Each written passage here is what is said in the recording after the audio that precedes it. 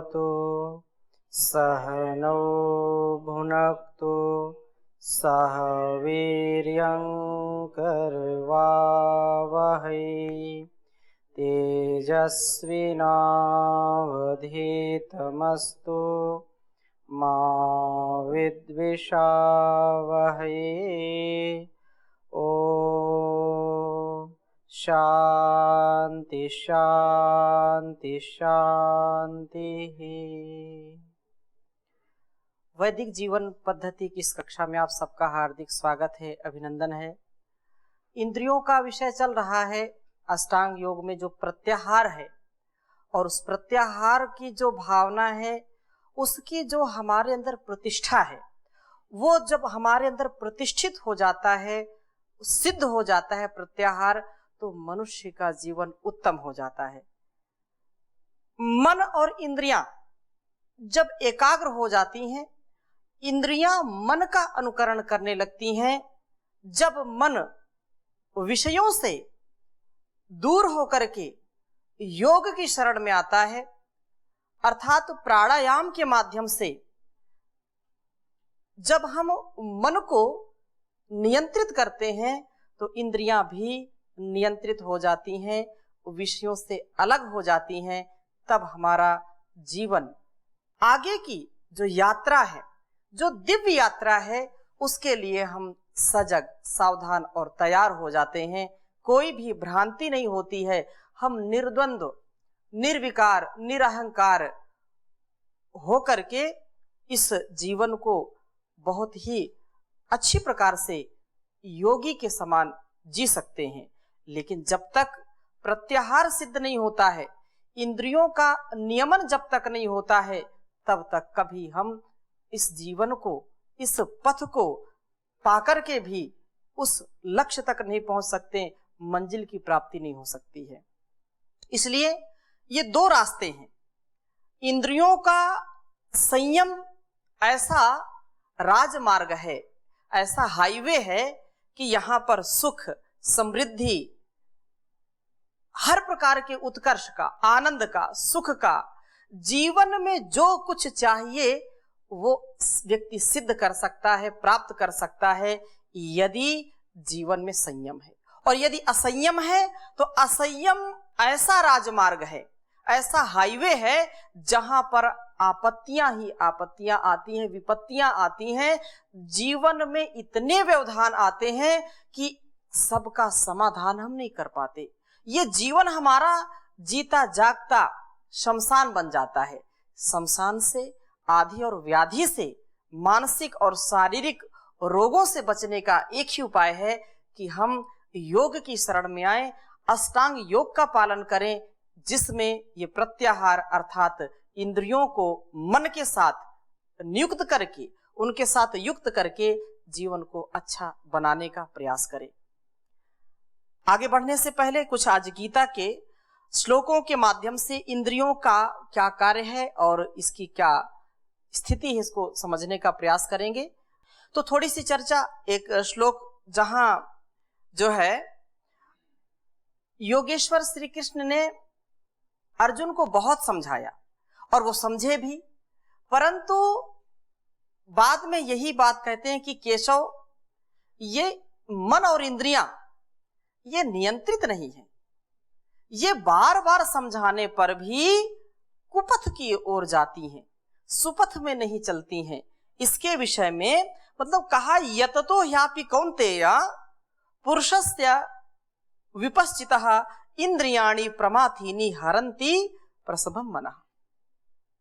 कि हे केशव, हे, यह जो उन्होंने प्रश्न किया था, तो भगवान श्री कृष्ण ये बात कह रहे हैं कि निश्चित रूप से जो स्थित प्रज्ञ की बात कर रहे हैं, तो स्थित प्रज्ञ में भी यही बात कही कि इंद्रियों को व्यक्ति बिल्कुल संभाल ले, और जब नहीं संभालेगा तो विद्वान पुरुष भी मन को बलपूर्वक कोशिश करके भी अपने राह पर नहीं ला सकता।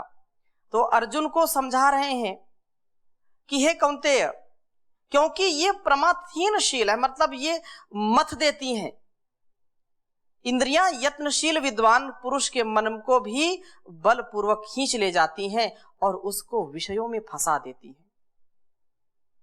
और जो अपनी इंद्रियों को संयमित रखता है वो इनमें फंसता नहीं है। जैसे विषय ये हैं, तो एक श्लोक मैंने पहले भी आपको कई बार सुनाया है, विषय गणः का पुरुषम करोति वशवर्तिनम न सत्पुरुषम बधनाति मशक में वही लूता तंतुर्न मातंगम।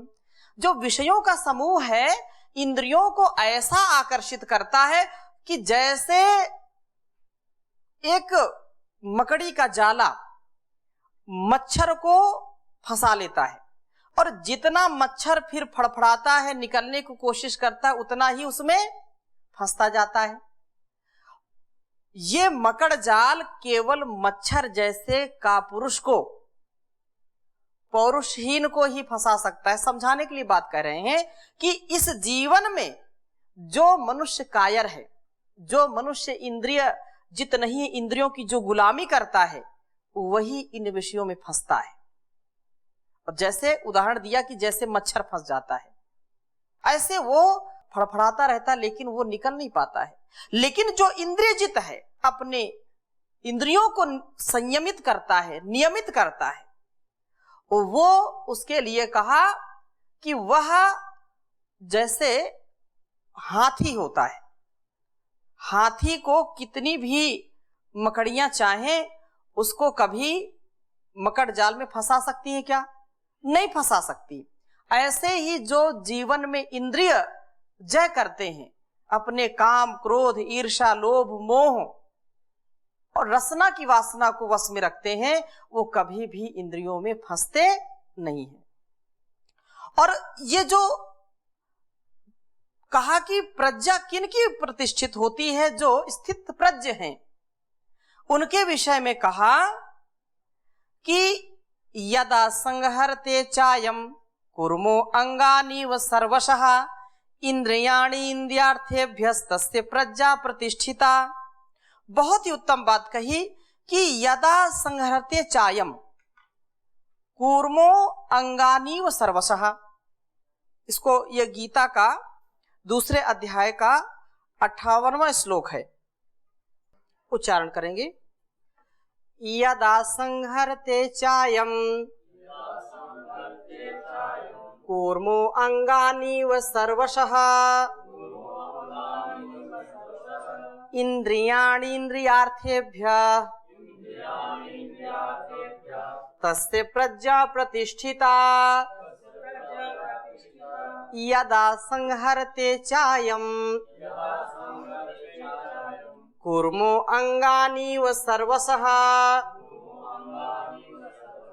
इंद्रियाणि इंद्रियार्थेभ्यः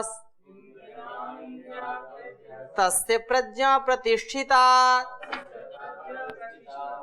जीवन में हमको याद रखना चाहिए, जैसे एक उदाहरण दिया, ये जो कछुआ होता है ना, कछुआ अपने अंगों को जब जब उसको खतरा लगता है वो अपने अंगों को, हाथ पैर और गर्दन को तुरंत अंदर कर लेता है। उसका कवच नीचे से ऊपर से बहुत कठोर होता है, मजबूत होता है।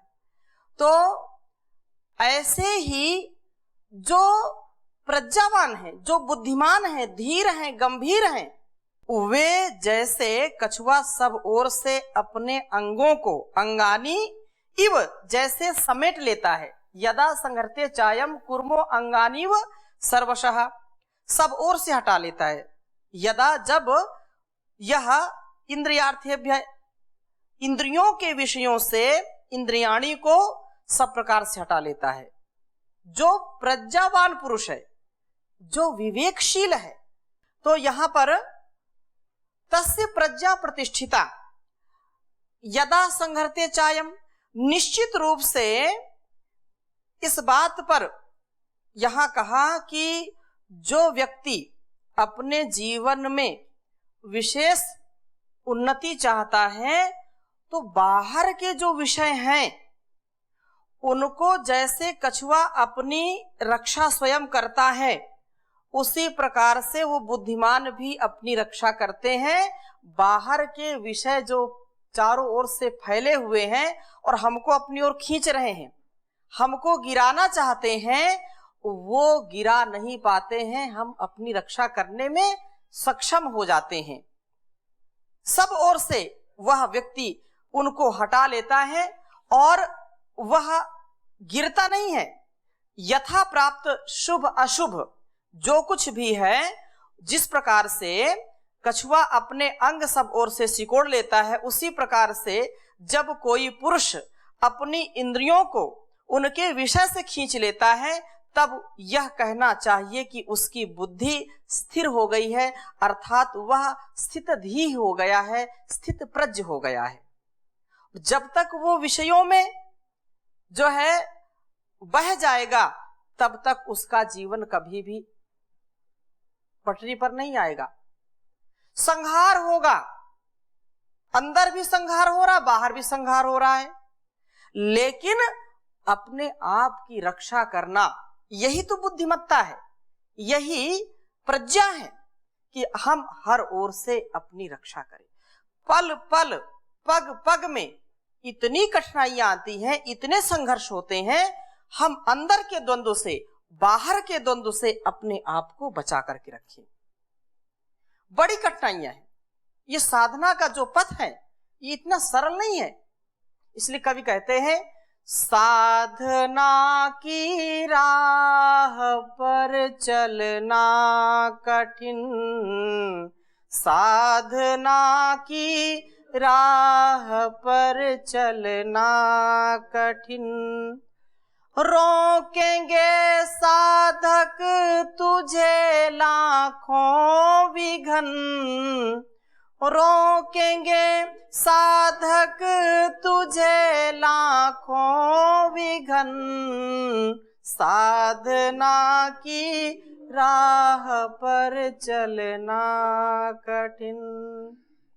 तो हम संभल के चलें, एक एक कदम फूंक फूंक कर रखें, ताकि हमारा कहीं पतन न होने पाए। और इसी को आगे कहा, जैसा 60वां श्लोक इसका कहा था कि इंद्रियाणि प्रमाथीनि हरन्ति प्रसभम मनः, और आगे कहा तानि सर्वाणि संयम्य युक्तः आसीत मत्परः वसे ही यस्य इंद्रियाणि तस्य प्रज्ञा प्रतिष्ठिता। आगे और एक बात कही कि निश्चित रूप से तानि सर्वाणि इंद्रियाणि, तानि वो जो इंद्रियां हमको विषयों की ओर खींच के ले जाती हैं, तो तानि सर्वाणि संयम्य, उनका संयमन करके, उनको मन के साथ जोड़ करके, पहले मन का संयम करें और उनको मन के साथ जोड़ करके वो अपने आप जुड़ जाती हैं, वो प्रत्याहार घटित होता है। उस स्थिति में व्यक्ति जब संयमित हो जाता है और युक्ता आसीत मत्परा, उस परम पिता परमेश्वर को अपना आलंबन बना लेता है, उसके आश्रय हो जाता है, उसके चरण शरण को अपना सर्वस्व निछावर कर देता है, तो वह इंद्रियों को नियंत्रित कर योग युक्त होकर के, कहा कि मत पारायण अर्थात सदा ब्रह्म पारायण होकर के, ईश्वर अर्पित मन बुद्धि को करके जो है ध्यान अवस्थित होकर के रह, वसे ही यस्य इंद्रियाणि तस्य प्रज्ञा प्रतिष्ठिता, और जिसकी इंद्रियां उसके अधीन हो गई हैं, जिसकी इंद्रियां उसके वश में हो गई हैं, तस्य प्रज्ञा प्रतिष्ठिता, उसकी ही बुद्धि क्या हो जाती है, स्थिर हो जाती है। उसकी बुद्धि उसके वश में, अर्थात उसको दिव्य जीवन के लिए सदा प्रेरित करती रहती हैं। वह परमात्मा जो प्रज्ञा हमारी बुद्धि को प्रखर बनाता है, प्रज्ञा युक्त करता है, मेधा युक्त बना देता है, मेधावी बना देता है, उस परम पिता परमेश्वर का हम गुणगान करें, इससे भी हमारी इंद्रियां संयमित होती हैं। कहने का तात्पर्य यह है कि समत्व बुद्धि द्वारा सांसारिक द्वंद्वों को, सुख दुख, मान अपमान, जय पराजय, लाभ हानि को स्वयं निर्लिप्त रह करके मन में शांति, पीस ऑफ माइंड हर परिस्थिति में बनाए रखना। हमेशा हमारा जो मस्तिष्क है वो ठंडा ठंडा कूल कूल होना चाहिए, हमारे अनुकूल होना चाहिए, प्रतिकूल नहीं होना चाहिए। और जब जब हमारा दिमाग अस्थिर होता है, जब जब हमारी बुद्धि विचलित होती है, तब तब हमको नुकसान होता है। भगवान शिव के चित्र को आप देखिए तो उनके मस्तक पर क्या होता है? चंद्रमा। और चंद्रमा क्या है? शीतलता का प्रतीक है। हमारा सिर, हमारा मस्तिष्क जितना ठंडा रहेगा, पीस ऑफ माइंड जितना हम होंगे, उतना हम अपने कार्यों को बाखूबी अच्छी प्रकार से, समग्रता से कर सकते हैं, स्किलफुल कर सकते हैं उसको। उसमें कभी भी असफल नहीं हो सकते, हमेशा सफलता ही मिलेगी। लेकिन जो चंचल बुद्धि है, चंचल मन वाला है, चंचल इंद्रियों वाला है, वो कभी भी सफलता को प्राप्त नहीं हो सकता है। इसलिए हमेशा स्थित प्रज्ञ बनकर के रहें। इसी अवस्था को सिद्धावस्था भी कहते हैं। और यही गीता का उपदेश है, यही संदेश है, यही आदेश है कि इंद्रियों को हम कैसे अपने वश में रखें। और आगे कहा कि राग द्वेष, क्योंकि ये विषय ज्यादा बड़ा है इसलिए मैं थोड़ा सा गति बढ़ा रहा हूं। ये कहा कि जो ऊपर बातें बताई हैं, ध्यायतो विषयान पुंसा, और भी ये बहुत अच्छे श्लोक हैं। ध्यायतो विषयान पुंसा संगस्तेषु उपजायते संगात् संजायते कामः, कामात् क्रोधोऽभिजायते क्रोधात् भवति सम्मोहः, सम्मोहात् स्मृति विभ्रमः, स्मृति भ्रंशात् बुद्धिनाशो, बुद्धिनाशात् प्रणश्यति।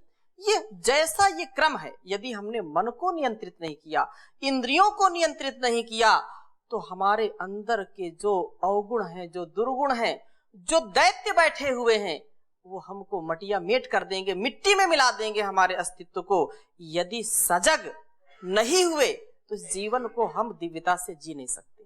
दिव्यता से जीने के लिए जो ऋषियों ने, जो हमारे महापुरुषों ने उपदेश किया है, उसको हमको करना ही है।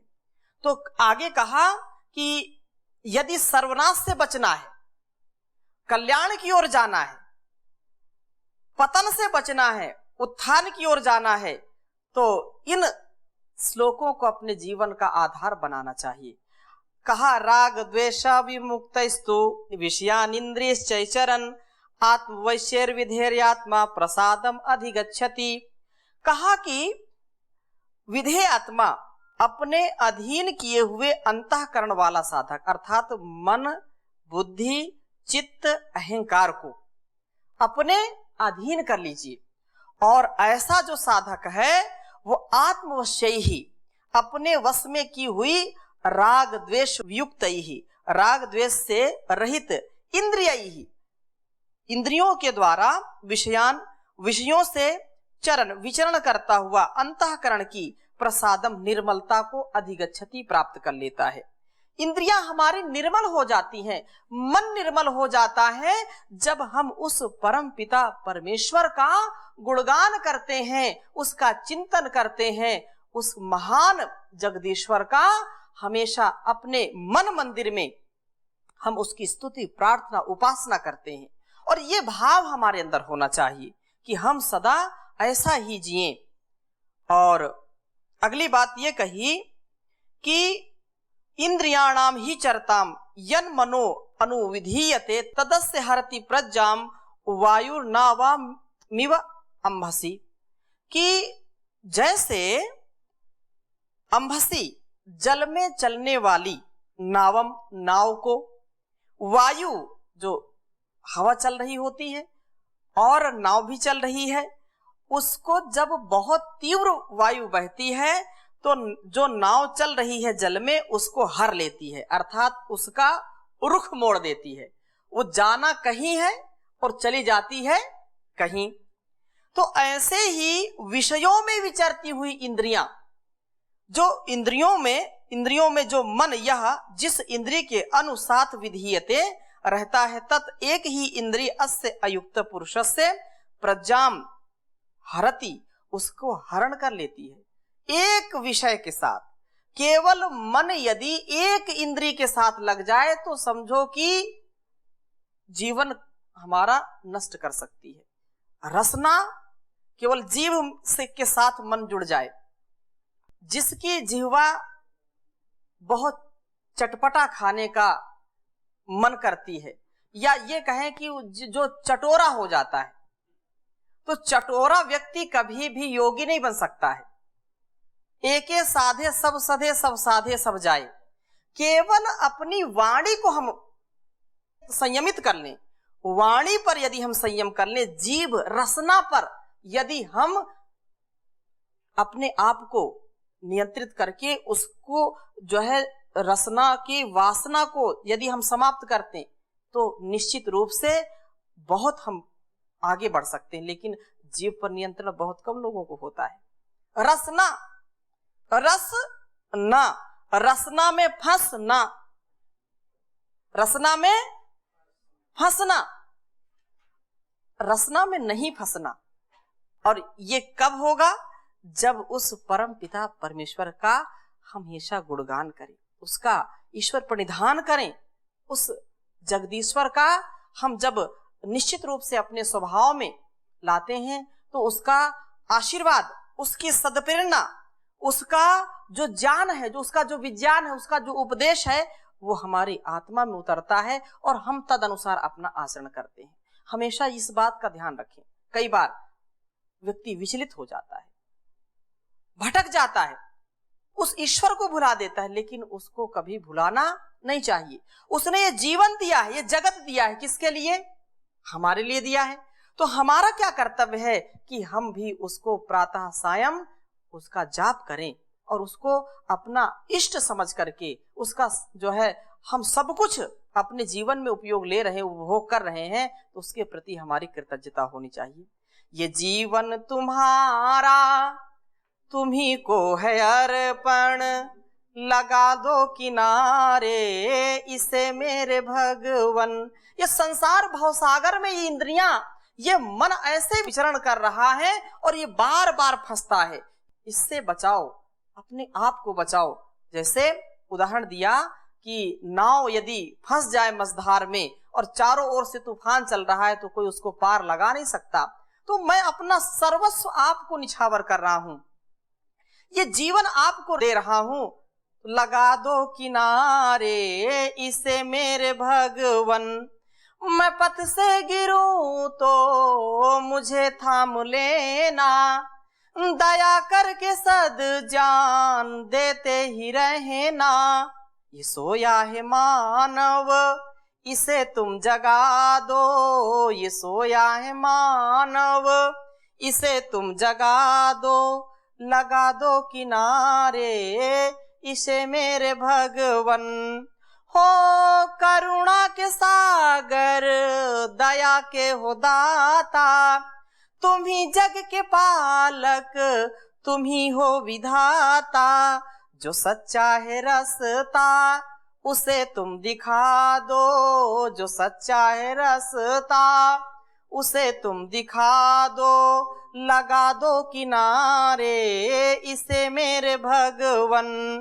दर्श दो बड़ा होगा ऐसा तुम्हारा, भटकता ही रहता है ये मनवा हमारा। इसे वश में करने की युक्ति बता दो, इसे वश में करने की युक्ति बता दो, लगा दो किनारे इसे मेरे भगवन।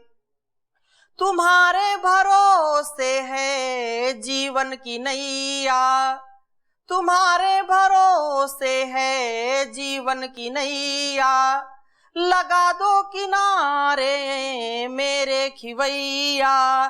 कहीं डूब जाए ना इसे तुम बचा लो, कहीं डूब जाए ना इसे तुम बचा लो, लगा दो किनारे इसे मेरे भगवन। ये जीवन तुम्हारा तुम्ही को है अर्पण, लगा दो किनारे इसे मेरे भगवन, लगा दो किनारे इसे मेरे भगवन। तो ऐसा हमको हमेशा प्रतिपल क्षण क्षण ऐसा चिंतन, ऐसा मनन करके, अपने स्वभाव का ऐसा करके इस जीवन को दिव्य बना सकते हैं। और इसीलिए भगवान श्री कृष्ण भी कह रहे हैं, तस्माद् अस्य महाबाहो निगृहीतानि सर्वशः इंद्रियाणि इंद्रियार्थेभ्यस्य तस्य प्रज्ञा प्रतिष्ठिता। इसलिए हे महाबाहो, हे अर्जुन, जिस पुरुष की इंद्रियां इंद्रियार्थेभ्य इंद्रियों के विषयों से सर्वशः सब प्रकार से निगृहीतानि निग्रह की हुई है, तस्य प्रज्ञा उसकी बुद्धि प्रतिष्ठिता, उसकी बुद्धि स्थिर हो जाती है, वो स्थिर बुद्धि वाला है, वो प्रज्ञा प्रतिष्ठित व्यक्ति होता है। तो हम ऐसे बने, ऐसे संकल्प के साथ, ऐसे दृढ़ संकल्प के साथ आगे बढ़ेंगे तो निश्चित रूप से हमारे जीवन का कल्याण होगा। इन्हीं शुभ संकल्पों के साथ आज की कक्षा को यहीं पर विराम देते हैं। शेष चर्चा अगली कक्षा में करेंगे। ओम शांति शांति शांति।